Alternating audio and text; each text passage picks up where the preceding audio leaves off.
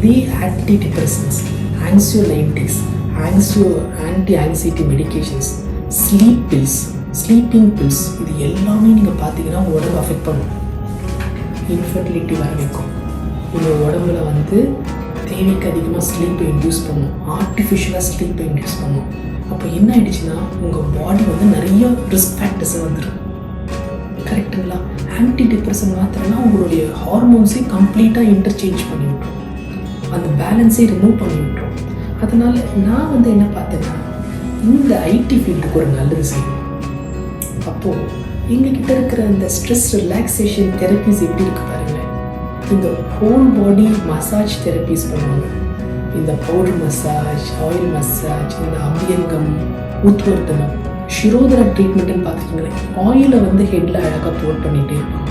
அப்படியே பாடி நியூட்ரலைஸ் ஆகிடும். இது வந்து ஒரு 30 minutes 45 minutes தெரப்பி.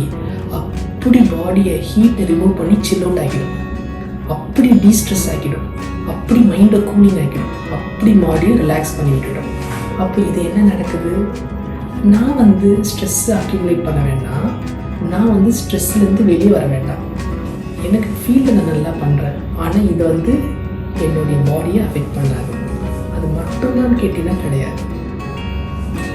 உங்கள் பாடியை வந்து ஸ்டெபிளைஸ் பண்ணி கொடுக்குது.